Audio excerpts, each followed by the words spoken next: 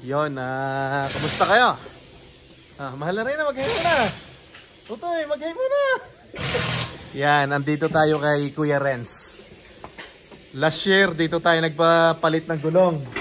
From winter tire, papuntang summer tires. Yan. Nakakatuwa dito dahil magkatulong silang mag-asawa, oh. Yan, oh. Yan. Si Kuya Renz. Kuya Renz, ano pangalan ng wife mo? Sara. Sara, mag-hi ka muna dito. Yan. Taga-saan ka sa atin? Bicol. Bicol. Yan. Hindi na niya tayo tanda eh. Dahil sa dami na nang nagpapalit sa kanya. Batangas naman ako. Yan. Ito eh, nakakatuwa ang kanilang pinagkakaabalahang ito. At sila ikuhan. Magkatulong. Yan. Yan. Tinatanggal na yung ating summer tires. Malipis na din pala, oh, no? Tapos meron siyang mga accessory dito, oh. Nagbebenta siya, oh. May spoiler pa, oh. Yan. Yan. Sila nga yun, oh. Ito, oh. Yan, AutoZone car accessories, oh.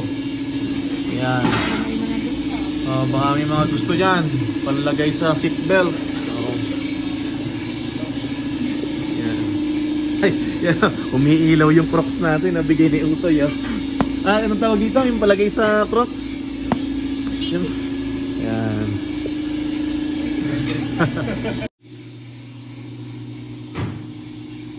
Kompleto na sila sa gamit, no? Yan.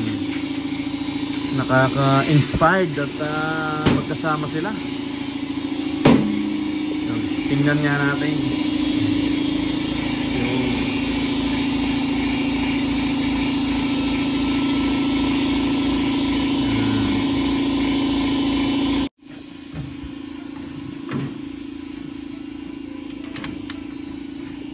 Yan, tapos babalance ni ate.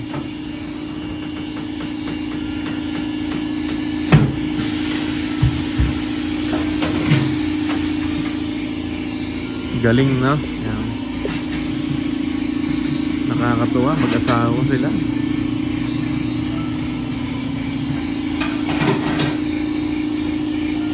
Ang tawag dito ate, balancing, ano? Balancing,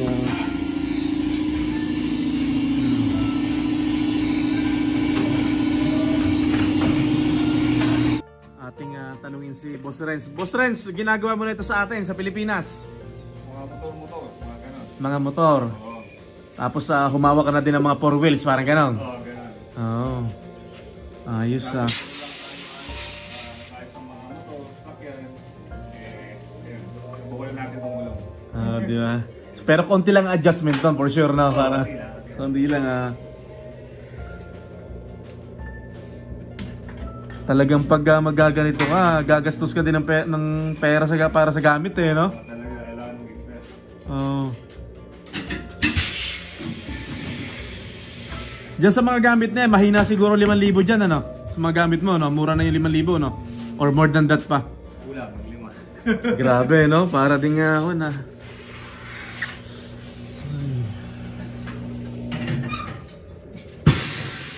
Tapos pag magpapalit ng weather, kagaya na ganito, magwi-winter, mas busy ka syempre, no? Mas busy, no?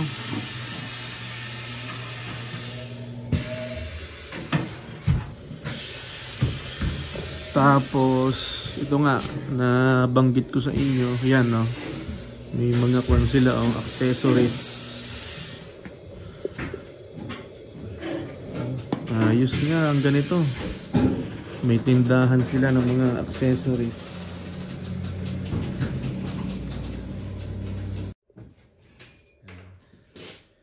Mag-ikot-ikot tayo. Ayan.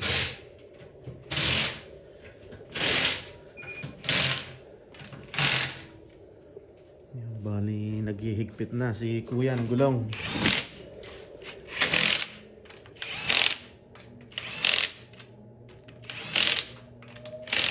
Pero dito sa Canada, ang pagpapalit ng gulong, iba-iba naman eh, no? Depende kung nasa ang probinsya ka eh, no?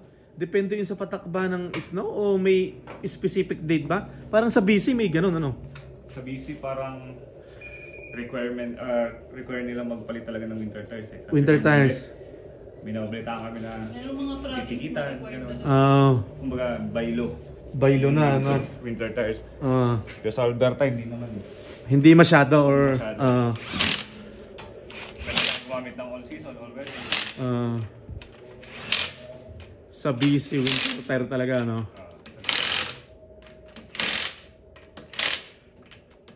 Pero dito sa atin sa Edmonton, mga October pwede na, ano? Kalagitnaan o... Kalagitnaan ng October, katapusan ng October. Okay, Yun. Sakto pala tayo katapusan. Tapos pag November yan, busy na lahat yan. Busy na lahat, no? Kasi yung iba, hinihintay talaga nila yung snowflakes eh. Okay. Bago magpalit.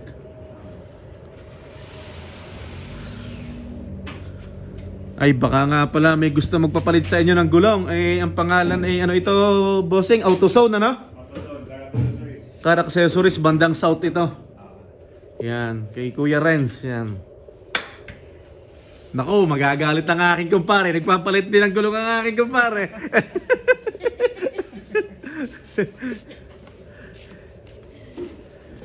Sino yan?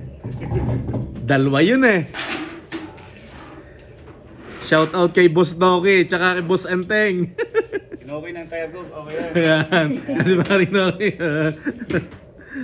Busy din sila. Busy daw siya eh.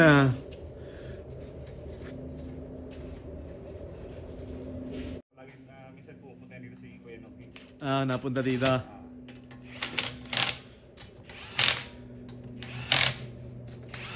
Si paring Noki, parang may trailer siya eh, no?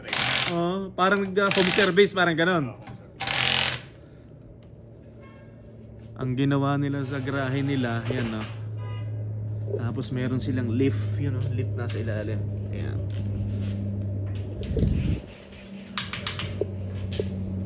Galing no? Meron silang ganito. Gaya ng sabi ko doon sa vlog natin, masipag ka lang dito sa Canada, hindi ka mawawala ng pera. Tama naman ate, ano? Masipag ka lang dito sa Canada, hindi ka mawawala ng pera dito. Normal sa ating mga Pilipino ang madiskarte.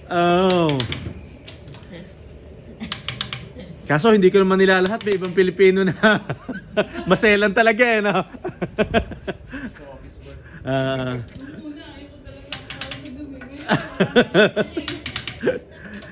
Yan.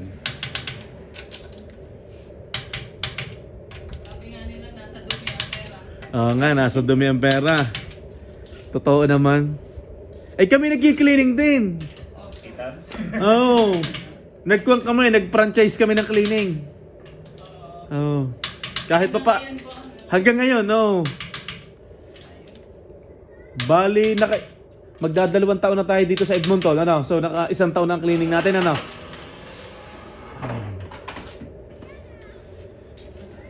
Cleaning, try din kami ng cleaning business ko. May business ko din na cleaning ko. Kasi ano siya, family business. Yung iba na busy. Anak, pasuyo nga, tulungan mo si kuya. Okay lang. Yan, thank you. Ate mo nang tatanungin si Kuya Renz. Kuya Renz, magkano ibabayad namin? Si Dan, dito. Magkano? 80. 80. Pero siyempre, di ba, pag malaki ang gulong, mas mahal? Mahal din. Depende sa size ng gulong, kung kotse or SUV or trucks. Ito ay 80. Paano pag truck? Kumbaga truck? Pag truck, starting namin is 30. 30. So parang ito ay 20 eh. 20 each. 20 each ano? Okay, sige. Copy. Ayan, baka may gusto nga magpapalit din sa South. Yan. Kay Kuya Renz, taga Bicol. Magkalapit lang kami, Batangas kami eh.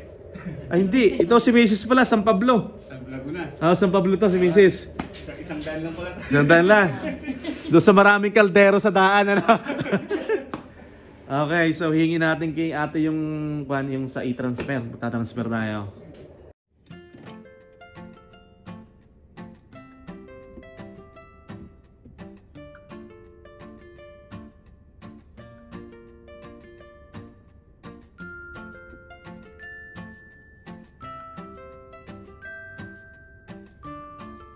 Yun, alis na tayo.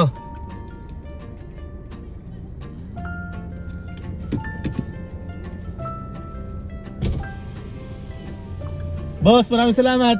Salamat, ate.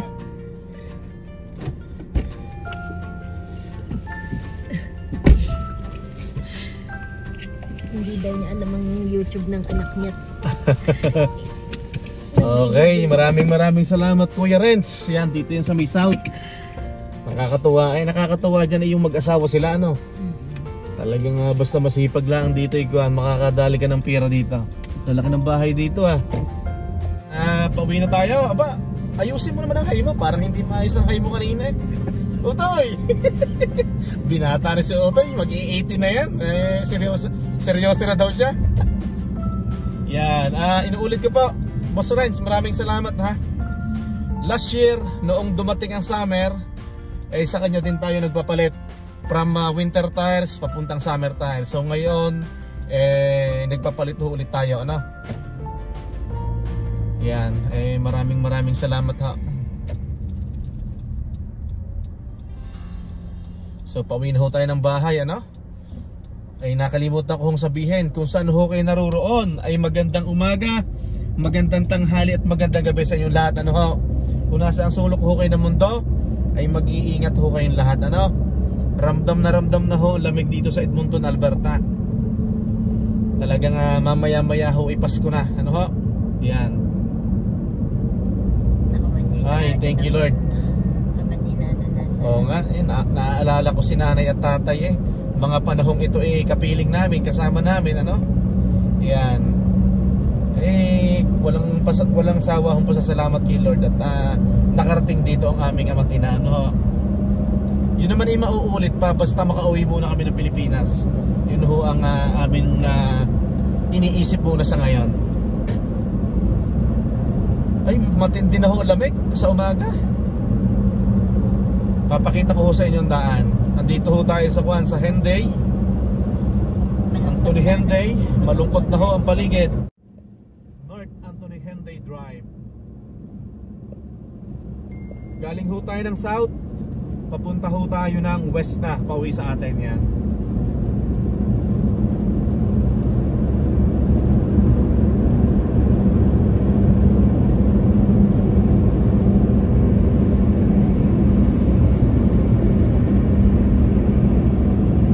Wala na ho, dati verde, ngayon brown na. Mabigat pala yung gulong na yon. Parang madaling ikwanto, parang magaan ang gulong, oh. Oo, ramtang ko eh.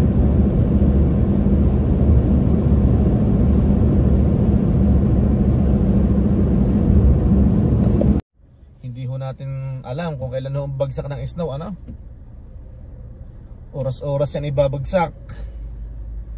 Kailangan ho natin ang naka-winter tire na at kuan ho, para meron ho tayong protection, ano ho, yan. Dahil pag hindi ho naka-winter tire, ramdam ho talaga yung dulas. Sabi kanina ni Kuya Renz, tinanong ko kung magkano ang kapital. Nagsabi ko 5,000, so medyo maliit daw yun, no? More than that daw, para daw doon sa mga tools na kailangan.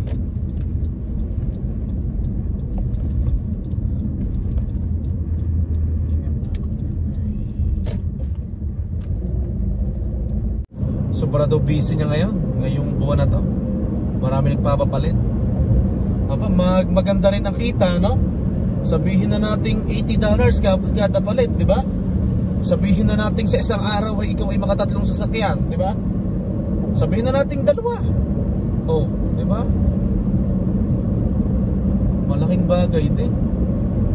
Saglit lang makuha yung puhunan mo kung ikaw ay maraming suki na, ano.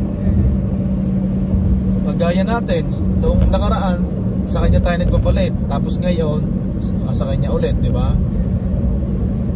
Pero nakakatuwa talaga, ano, yung mag-asawa na. Kasi mag-asawa sila nagko-palit. Yung asawa niya talagang hindi ba maselan, ano? Yan.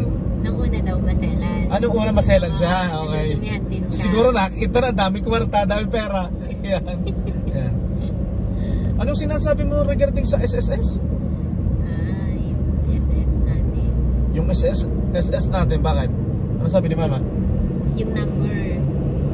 Yung Hinihingi SS ni number, Mama. hinihingi ni Mama. Gawa nung titingnan kung magkano yung namimiss natin na mundo. Okay. Kasi sabi ko na wala mo yung SS na ano mo ID. Hindi, pero for sure naman may file naman doon. May makikita natin dyan sa online. Check natin mamaya. Nag-uusap po kami ng mahal na Reyna kasi meron ho kaming hulog na sa SSS dyan sa atin sa Pilipinas. Amin ho nga uusisain, aming hahalongkatin kung magkano na bang hulog namin. Yan. May mispayment. Kung may, ay for sure meron na tayong mispayment. Sigurado yan. Sa BC nga, no, dapat talaga naka-winter tire, no?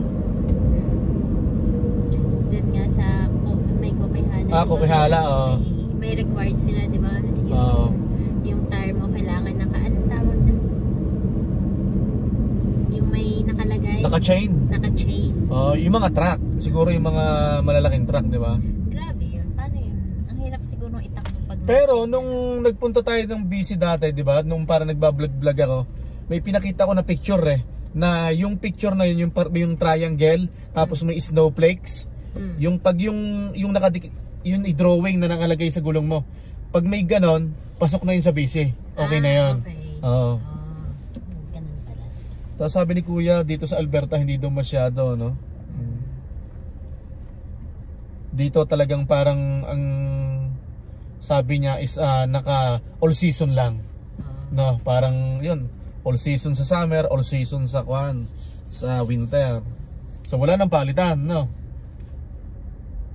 O tayo, okay ka lang dyan? Siguro yun sa BC kasi yung mga required na gano'n, dun sa mga part na mabundok. Oo.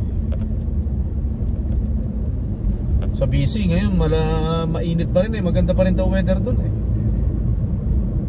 Malapit na pala tayo. Ay, lapit na ang Pasko. Ay, nako. Nakakamiss magpasko sa Pilipinas. Ay siya, tayo magpapaalam na, no?